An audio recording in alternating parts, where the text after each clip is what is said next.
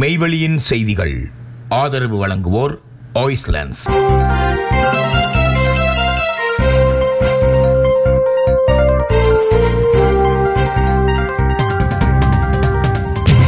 வணக்கம். மெய்வெளியின் செய்திகள் வாசித்தளிப்பவர் ரஜிதா சாம். முதலில் இலங்கை செய்திகள். இந்தியாவுக்கும் இலங்கைக்கும் இடையிலான எட்கா உடன்படிக்கை தொடர்பிலான பேச்சுக்கள் விரைவில் ஆரம்பம். பொருளாதார மற்றும் தொழில்நுட்ப ஒத்துழைப்பு ஒப்பந்தம் தொடர்பான பேச்சுக்களை மீண்டும் தொடங்குவதற்கான கதவை ஜனாதிபதி அன்ருகுமார திசநாயக்க தலைமையிலான அரசாங்கம் திறந்துள்ளது. கடந்த மாதம் 15ஆம் திகதி முதல் 17ஆம் திகதி வரை இந்தியாவுக்கு அரசுமுறை பயணமாக சென்ற ஜனாதிபதி இந்திய பிரதமர் மோடியுடன் ஈடுபட்ட கலந்துரையாடலில் எட்கா உடன்படிக்கை, இரு நாடுகளுக்கிடையிலான நிலத்தொடர்பு, திருகோணமலை எண்ணெய் குதங்கள், காங்கேசந்துறை துறைமுகம், இரு நாடுகளுக்கு இடையிலான கப்பல் போக்குவரத்து, சுற்றுலா அபிவிருத்தி, முதலீட்டு ஊக்குவிப்புகள், இறக்குமதி ஏற்றுமதி தொழில்நுட்ப பரிமாற்றம் உட்பட பல்வேறு விவகாரங்கள் குறித்து கலந்துரையாடியிருந்தார். இருவரும் இணைந்து வெளியிட்டிருந்த கூட்டறிக்கையில் இந்த விவகாரங்கள் குறிப்பிடப்பட்டிருந்ததுடன் எட்கா உடன்படிக்கை தொடர்பிலான பேச்சுக்களை தொடர்ந்து கொண்டு செல்லவும் திட்டமிட்டிருந்ததாக தெரிவிக்கப்படுகின்றது. இந்திய பயணம் தொடர்பில் கொழும்பில் கருத்து வெளியிட்டிருந்த வெளிவிவகார அமைச்சர் விஜித்த ஹேரத், எட்கா ஒப்பந்தத்தை கைச்சாத்திட எந்தவித இணக்கப்பாடுகளும் புதுடில்லியில் எட்டப்படவில்லை என்று, பேச்சுக்களை முன்னோக்கி கொண்டு செல்லவே இணக்கப்பாடுகள் எட்டப்பட்டுள்ளதாகவும் அவர் தெரிவித்திருந்தார். இந்த நிலையில் புதுடில்லியில் எட்டப்பட்ட இணக்கப்பாடு குறித்து கருத்து வெளியிட்டுள்ள இலங்கைக்கான இந்திய உயர் ஸ்தானிகர் சந்தோஷ் ஜா, பேச்சுவார்த்தைகளை முடிவுக்கு கொண்டு வருவதற்கான நோக்கத்துடன் மட்டுமே மீண்டும் தொடங்க ஒப்புதல் கொள்ளப்பட்டுள்ளதாக தெரிவித்திருக்கின்றார். கூட்டு அறிக்கை தெளிவாக உள்ளது. ஆங்கில மொழியில் அது தெளிவாக இருக்கின்றது. பேச்சுவார்த்தைகளை தொடர விருப்பம் இருந்தது. அது ஒரு குறிப்பிட்ட காலக்கெடுவிற்குள் முடிவடையும் பேச்சுக்கள் அல்ல என்றும் அவர் தெரிவித்துள்ளார். இதன் பிரகாரம் எட்கா உடன்படிக்கை உட்பட ஏனைய திட்டங்கள் தொடர்பில் இரு நாடுகளுக்கு இடையிலான பேச்சுக்கள் விரைவில் ஆரம்பமாகும் என ராஜதந்திர வட்டாரங்களில் அறிய கிடக்கின்றது. இந்திய பிரதமர் நரேந்திர மோடியின் இலங்கை பயணத்துக்கு முன்னதாக இந்த பேச்சுக்களில் குறிப்பிடத்தக்க அளவு முன்னேற்றத்தை எட்ட இரு நாடுகளும் கலந்துரையாடல்களை பல கோணங்களில் ஆரம்பித்துள்ளதாகவும், மோடியின் பயணத்தின் போது சில முக்கிய உடன்படிக்கைகளை கைச்சாத்திடும் நோக்கில் இந்த கலந்துரையாடல்கள் இடம்பெறுவதாகவும் தெரிவிக்கப்படுகின்றது. ரணிலின் அரசு அரிசியை இலவசமாக வழங்கியதால் தான் அரிசிக்கு தட்டுப்பாடு ஏற்பட்டுள்ளதா மறுக்கும் வஜிர அபேவர்த்தன. முன்னாள் ஜனாதிபதி ரணில் விக்ரமசிங்க அரிசியை இலவசமாக வழங்கியதால் தான் தற்போது அரிசிக்கு தட்டுப்பாடு ஏற்பட்டுள்ளதாக அரசாங்கம் கூறும் குற்றச்சாட்டை எம்மால் ஏற்றுக்கொள்ள முடியாது. அனுபவமின்மை மற்றும் முகாமைத்துவம் செய்வதில் உள்ள குறைபாடுகளே இதற்கு பிரதான காரணம் என ஐக்கிய தேசிய கட்சியின் தவிசாளர் වජිර අබේවර්තන தெரிவித்துள்ளார். අද දවසේ විශේෂයෙන් අපි බලාපොරොත්තු වෙනවා රජයේ විසින් ප්‍රකාශ කර තිබෙන සහල් හිගේට ප්‍රධාන හේතුව පසුගිය රජය රනිල් වික්‍රමසිංහ ජනාධිපතිතුමා පාලනය කරන කාලෙදී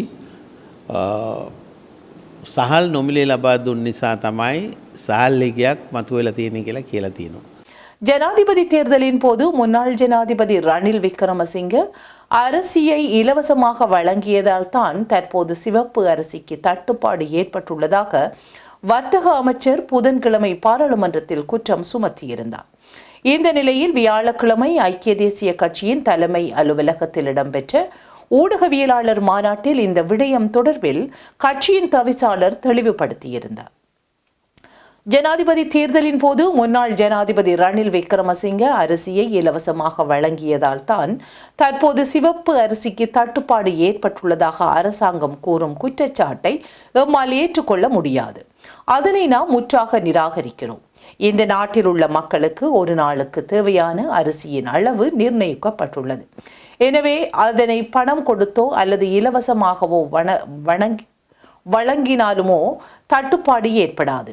இதனை நாம் அனுபவமற்ற தன்மை என கூறுகின்றோம். 2021 மற்றும் 21ஆம் ஆண்டு கால பகுதிகளில் விவசாயிகள் விவசாய நிலங்களில் இருக்கவில்லை. பயிர்ச்செய்கை மேற்கொள்ளாமல் உரமின்றி மண்வெட்டிகளுடன் வீதிகளில் இறங்கி போராட்டங்களை மேற்கொண்டிருந்தனர். அப்போது விவசாய நிலங்கள் வெறுமையாகவே இருந்தன.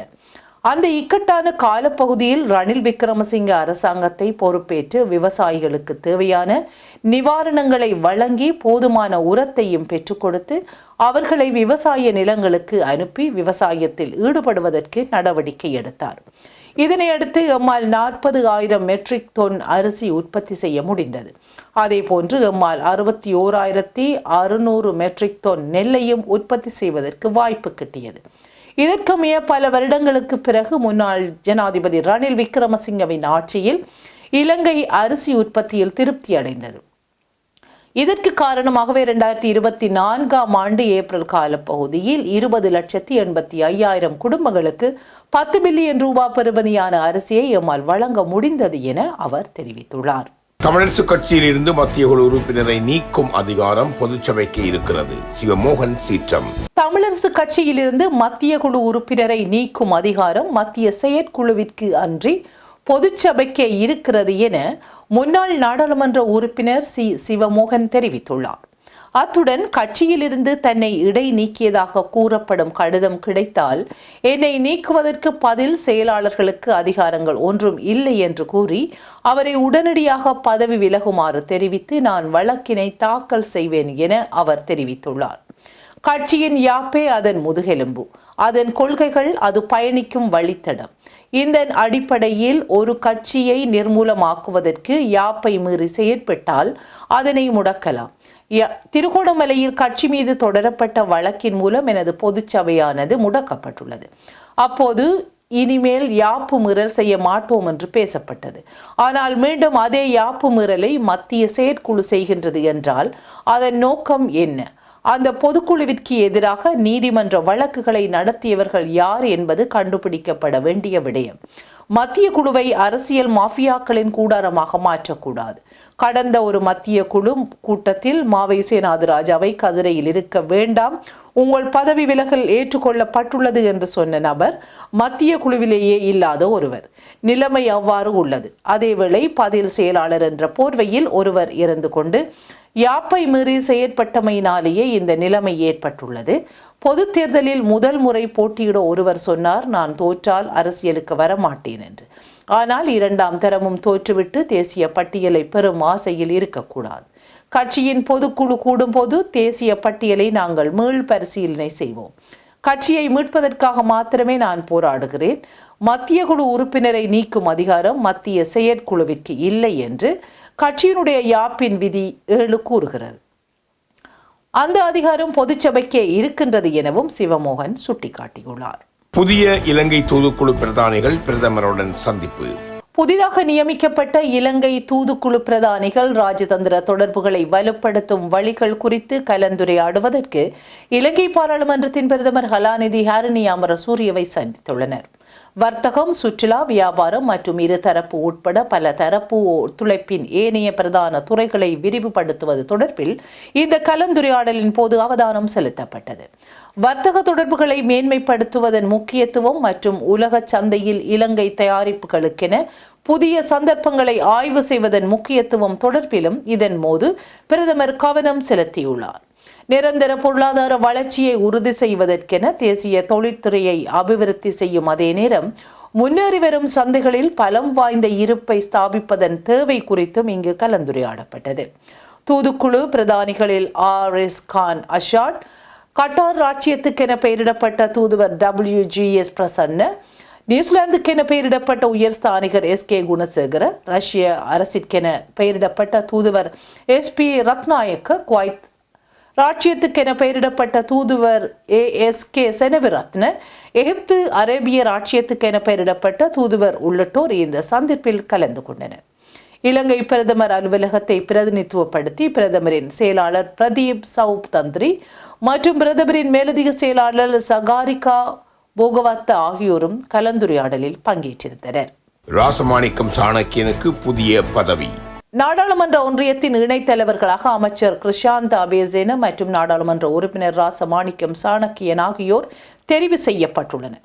10வது நாடாளுமன்றத்தில் மீண்டும் ஸ்தாபிக்கப்பட்ட திறந்த நாடாளுமன்ற முன்னெடுப்புக்கான நாடாளுமன்ற ஒன்றியத்தின் முதலாவது கூட்டம் நேற்று நாடாளுமன்றத்தில் இடம்பெற்றுள்ளது.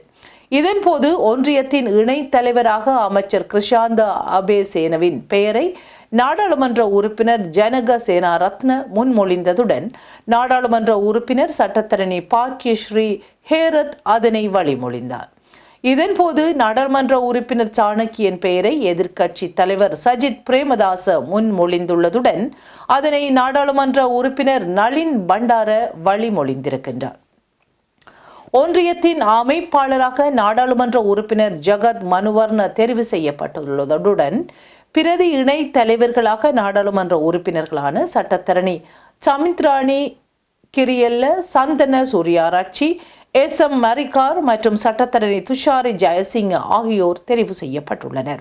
அரிசி தட்டுப்பாட்டை நிவர்த்தி செய்ய உடனடி நடவடிக்கை தேவை, வர்த்தகர்கள் போராட்டம். அரிசி தட்டுப்பாட்டை நிவர்த்தி செய்வதற்கு ஜனாதிபதி அன்ருகுமார திசநாயக்க தலைமையிலான அரசாங்கம் உடனடியாக நடவடிக்கை எடுக்க வேண்டும் என வலியுறுத்தி அக்கரப்பத்தனை மன்றாச்சி நகரில் வர்த்தகர்கள் இன்று கவனஈர்ப்பு ஆர்ப்பாட்டத்தில் ஈடுபட்டனர். அக்கரப்பத்தனை மன்றாட்சி நகர வர்த்தகர்கள் இந்த போராட்டத்தை ஏற்பாடு செய்திருந்தார்கள். இதன்போது நகர வர்த்தகர்களும் பொதுமக்களும் கலந்து கொண்டு ஸ்லோகங்களை ஏந்தியவாறு எதிர்ப்பு நடவடிக்கையில் ஈடுபட்டனர். அரிசிக்கு கட்டுப்பாடு விலை விதிக்கப்பட்டுள்ளதால் அதனை உரிய வகையில் நுகர்வோருக்கு விற்க முடியாத சூழ்நிலை ஏற்பட்டதாகவும் இதனால் சிறு வர்த்தகங்கள் பெரிதும் பாதிக்கப்பட்டுள்ளதாக போராட்டத்தில் ஈடுபட்டுள்ளவர்கள் தெரிவித்துள்ளனர். செய்திகளில் இனி வருவது இந்திய செய்திகள். நாம் தமிழர் கட்சியை ஒரு மாநில கட்சியாக அங்கீகாரம் செய்து தேர்தல் ஆணையம் உத்தரவு. சீமான் தலைமையில் 2010ஆம் ஆண்டு மே மாதம் ஆரம்பிக்கப்பட்ட கட்சி நாம் தமிழர் கட்சி.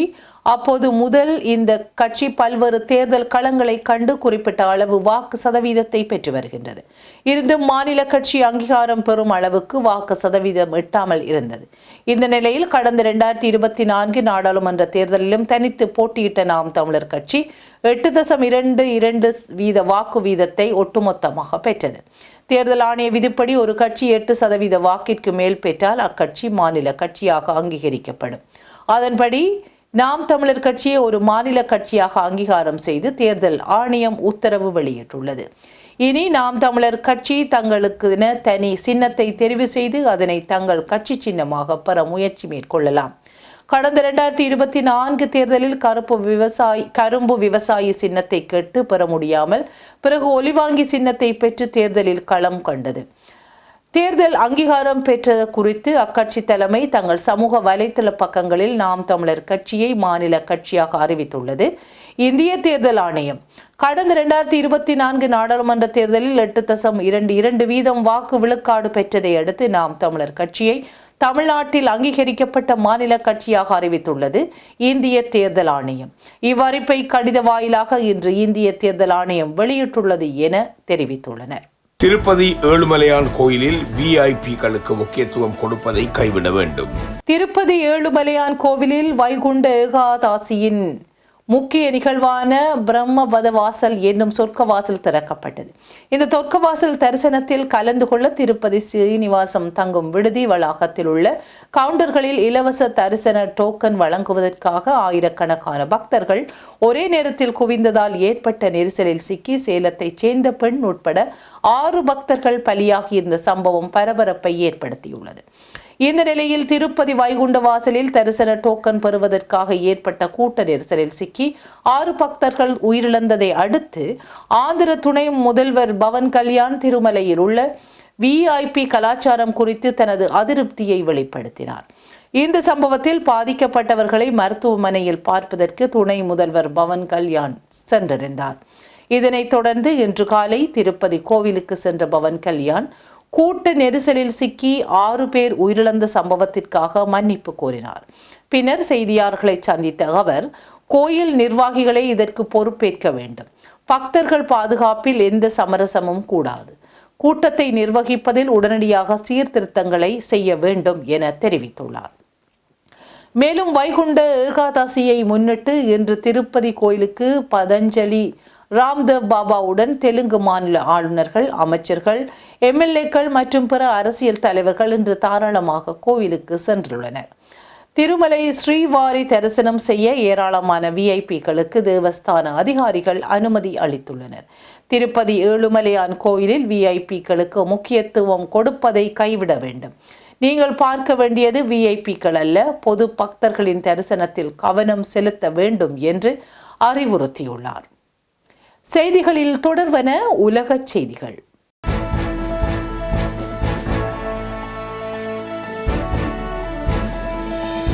சீரற்ற காலநிலை, பிரித்தானியாவின் 20க்கும் மேற்பட்ட விமானங்கள் ரத்து.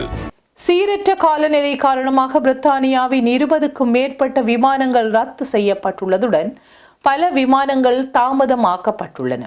ஹீத்ரூ மற்றும் கெட்விக் ஆகிய இடங்களில் தொடர்ந்து 2 நாட்கள் கடும் பனிமூட்டம் நிலவுகின்றது. இந்த நிலையிலேயே பல விமான நிலையங்களில் உள்ள விமானங்கள் பாதுகாப்பு கருதி ரத்து செய்யப்பட்டுள்ளதாக தெரிவிக்கப்படுகின்றது. இதுவரை 20க்கும் மேற்பட்ட விமானங்கள் ரத்து செய்யப்பட்டுள்ளதாக வெளிநாட்டு ஊடக செய்திகள் தெரிவிக்கின்றன. இதன் காரணமாக விமான நிலையத்திற்கு வரும் முன் பயணிகள் தங்கள் விமானங்களின் நிலைமையை சரிபார்க்குமாறு அந்நாட்டு விமான போக்குவரத்து துறை அறிவுறுத்தல் வழங்கியுள்ளது.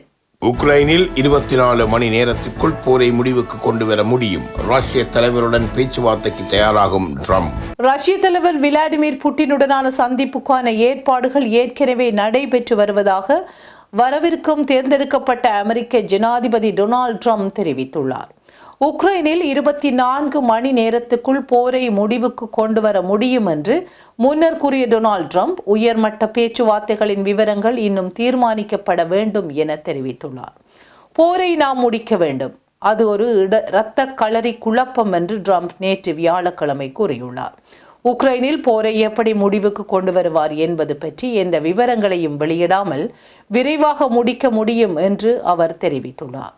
6 மாதங்களுக்கு முன்பே போர் முடியும் எனவும் தான் நம்புகின்றேன் என்று அவர் தனது புளோரிடா மார்-a-லாகோ இல்லத்தில் செய்தியாளர்களிடம் தெரிவித்தமையும் இங்கு குறிப்பிடத்தக்கது.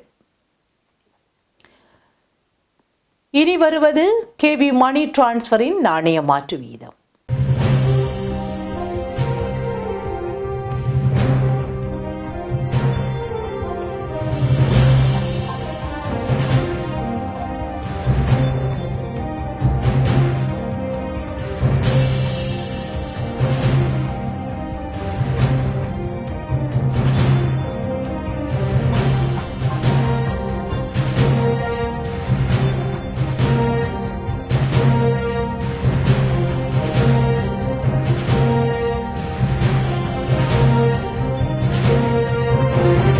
இத்துடன் மேவழியின் செய்திகள் நிறைவு பெற்றன. தொடர்ந்தும் நமது மேலதிக செய்திகளை பார்வையிட www.மெய்வழி.com எனும் இணையதளத்தை பார்வையிடுங்கள். தொடர்ந்து நமது நிகழ்ச்சிகளோடு இணைந்து கொள்ள மெய்வழி ஆப்பை தரைவிறக்கம் செய்து கொள்ளுங்கள். வணக்கம்.